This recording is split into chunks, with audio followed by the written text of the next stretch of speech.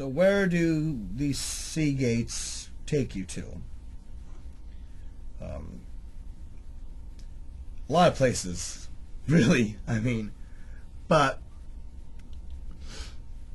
unlike some portals where they can be moved around, Seagates are stationary. I mean, they're massive. There's a lot to them. You know, it's not like, you know, grabbing a trailer and moving it. It's a massive, fixed, stationary piece of technology. However, many of them were built all over. There's only one on this planet, which is at the location I was at, but there's many elsewhere, such as, I guess, let's name some planets. Let's talk about Venus. Let's talk about the Seagate that's actually on Venus, an underwater, underground underwater facility. Which, what I'm talking about is that it's a deep underground facility that has a huge pool of water that's got one in it. Let's talk about Sirius A and Sirius B. Both those planets have them. And I know people call those stars, but, well, there's a lot that mainstream NASA likes to keep hidden.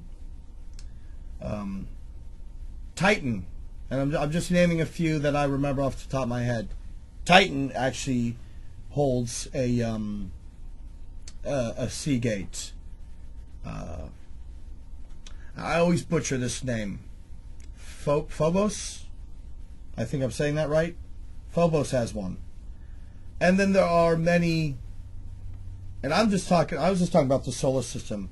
Well, obviously Sirius is in the solar system, but there are many on planets, even a lot of Earth-like planets. Some not necessarily Earth-like. Now the thing is that also there are some that are, when you're using it for traveling off-world, you know, you're in current time. You know, you go from one place to another. You know, it's only a matter of split seconds. So you've only lost a few seconds because you're really traveling. With the time travel thing, you know, you're going to a Seagate at any one of the locations I mentioned and beyond, but you're going back in time.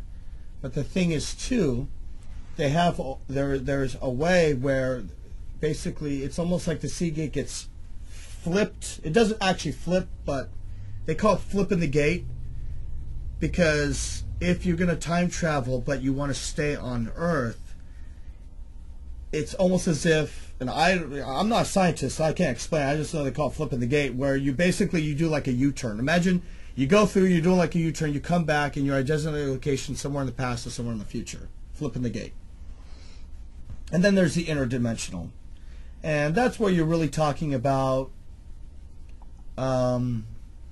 different dimensions, different densities of time, because really time in the universe is it doesn't really mean anything, because the universe itself can be manipulated and can be folded, you know. So you're going, that one's a little hard for me to explain, because it's, you know, I didn't, it's not like I went somewhere and they explained the process of how things worked, you know, go do this, come back at this time or whenever. But dimensions are definitely, okay, so you've got, like, here's the dimension of Earth. You may have another dimension that's just above it that's like a parallel, what is known as sometimes a parallel universe. Or you may have something that goes this way, you know. That's the only way. It's a different plane of an actual reality. You're on a different plane.